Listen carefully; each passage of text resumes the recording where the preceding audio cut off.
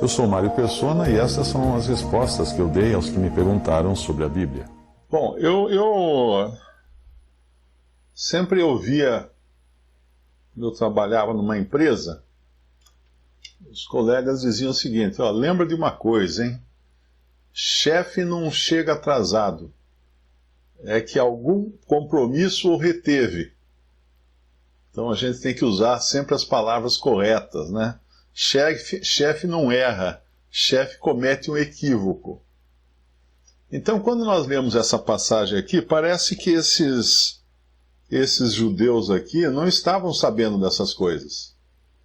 Porque eles simplesmente não tinham reconhecido que o chefe ali era o Senhor Jesus.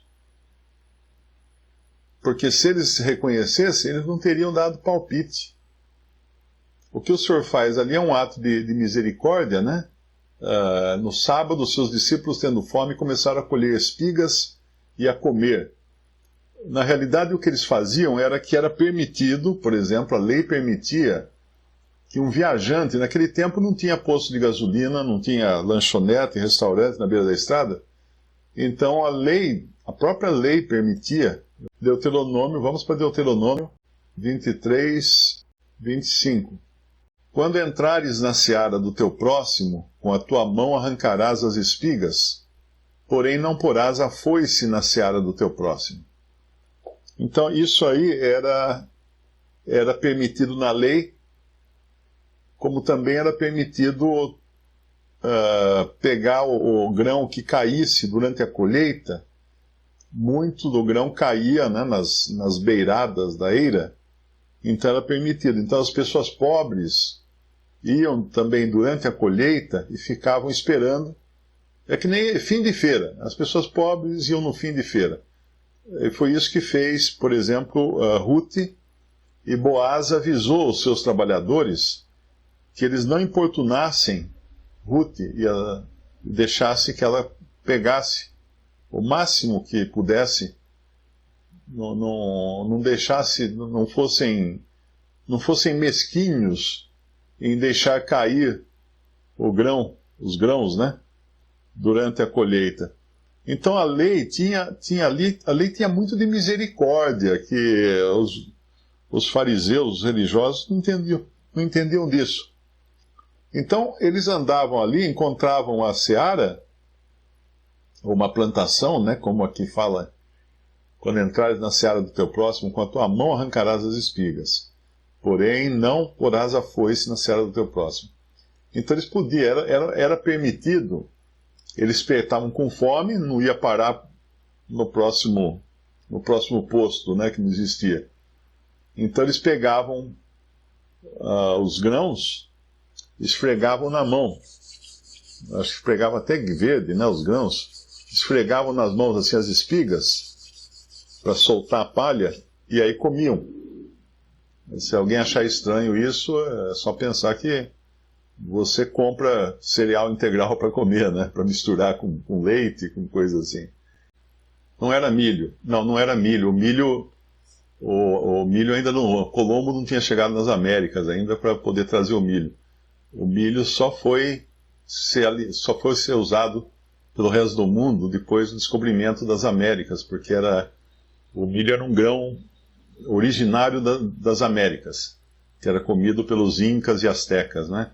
Então aí fala grão e fala espiga, mas é espiga de trigo, ou de cevada, as espigas pequenininhas, né? Que você esfrega na mão, ela solta os grãozinhos, e eles são moles, dá para comer sim o grão de trigo, o grão de cevada, o grão de centeio, porque eles são moles. Então isso era um ato de misericórdia que Deus provia para os seus. Mas ali eles tinham acabado de criticar o Senhor por ter curado primeiro um homem com a mão aleijada, né? Depois 2 cegos. E para eles era um absurdo aquilo, mas o Senhor é o Senhor do sábado.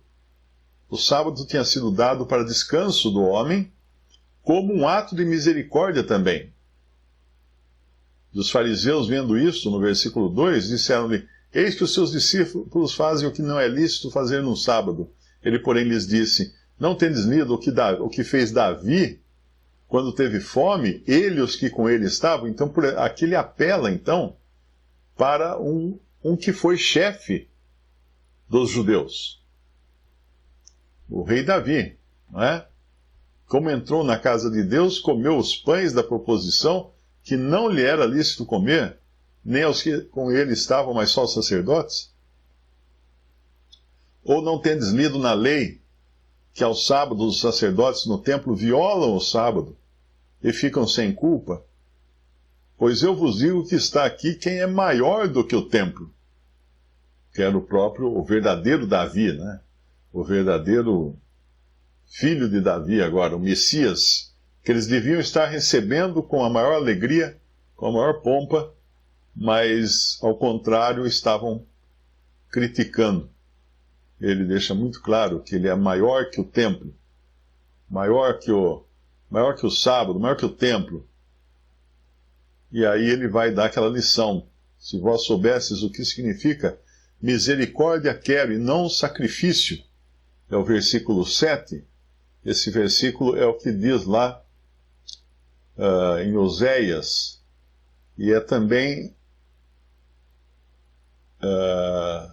um semelhante, né? Foi o que Samuel disse para Saul, quando Saul sacrificou os animais que eram para ser...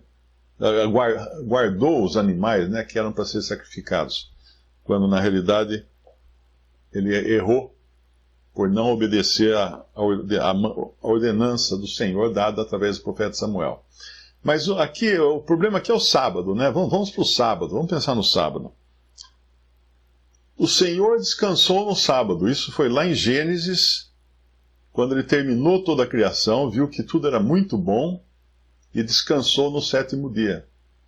E deu ao homem depois ele daria ao homem o sábado como um descanso também. E abençoou o sábado. O que muitos cristãos confundem, e daí aí vem os judeus também, os sabatistas, e vem com acusações, é que nós não vivemos mais na lei e nem vivemos dentro das ordenanças da lei. Portanto, o sábado não é mais uma data para ser guardada por cristãos. Guardais dias e festas, fala em Colossenses, capítulo 2, versículo 16. Portanto, ninguém vos julgue pelo comer ou pelo beber, ou por causa dos dias de festa, ou da lua nova, ou dos sábados, que são sombras das coisas futuras. Mas o corpo, ou seja, o cerne dessas sombras, é de Cristo. O corpo é de Cristo, o cerne é Cristo, o ponto central de todas essas sombras. Então, o cristão ele está agora num outro patamar, além das regras e da lei que foi dada aos israelitas. Então, para ele, o sábado não tem mais o mesmo sentido que tinha para os judeus na lei. O Senhor fala lá no capítulo que nós lemos outro dia, meu pai trabalha até agora, e eu também trabalho, porque depois que o homem caiu em pecado, lá em Gênesis capítulo 3, Deus nunca mais parou de trabalhar. E o Senhor Jesus veio, e ele era aquele que era experimentado nos trabalhos, como fala o profeta Isaías. Então ele não tinha descanso, ele não tinha onde recostar a cabeça, ele fala nos evangelhos. E como é que agora eles iam julgar o Senhor como alguém que não guardasse o sábado? Ele que era o criador do sábado, e ele que sabia para que ele tinha instituído o sábado. Então é um erro pensar que o cristão deva guardar o sábado. Não deve. Mas é um erro maior também pensar que o cristão deva guardar o domingo e que o sábado teria sido substituído pelo domingo no cristianismo. É um erro também. Deus não deu o domingo para ser guardado. Não. Na verdade, nós sabemos, reconhecemos que no domingo, que nós chamamos de dia do Senhor, o Senhor ressuscitou. Foi o dia que ele saiu da sepultura, o dia que ele venceu a morte. Então, nós vamos lá em Atos e descobrimos que os irmãos estavam reunidos no dia do Senhor para partir o pão. Isso está em Atos capítulo 20. E no primeiro dia da semana, juntando seus discípulos para partir o pão, Paulo, que havia de partir no dia seguinte, falava com eles e prolongou a prática até a meia-noite. Então eles congregavam para partir o pão no primeiro dia da semana. Quantos primeiros dias da semana existem? Um por semana. Quantas vezes nós devemos partir o pão? Uma vez por ano? Uma vez por mês? Uma vez a cada 6 meses? Não. Uma vez por semana. Primeiro dia da semana. Se os discípulos partiam o pão no primeiro dia da semana, então nós partimos o pão no primeiro dia da semana. Todo primeiro dia da semana. Porque toda semana tem um primeiro dia, não é? 7, pelo menos, no mês. Alguns meses pode dar até... 7 não, 4, né, no mês. Alguns meses pode dar até 5 primeiros dias da semana. Mas não é um dia para se guardar como era o sábado. O sábado você não podia nem cozinhar, nem acender fogo. Nem acender fogo. Por isso que judeus hoje, eles já usam alguns dispositivos para cozinhar, por exemplo, que não é nem para cozinhar, é apenas para aquecer a comida. Que já fica lá tudo preparado e no horário de se aquecer a comida, ele liga sozinho, aquece sozinho, e aí não tem que fazer nada. Para usar elevador, por exemplo, em bairros de Nova York, onde tem muitos judeus, os elevadores, aos sábados, eles são reconfigurados automaticamente para parar em todos os andares. Então, se você mora num prédio que tem muito judeu em Nova York, você vai ter que ter paciência, porque se você mora lá no último andar, na hora que você entrar no elevador, você vai ter que parar andar por andar até chegar no seu apartamento. Por que isso? Porque o judeu não pode apertar o botão no dia de sábado. O botão do elevador.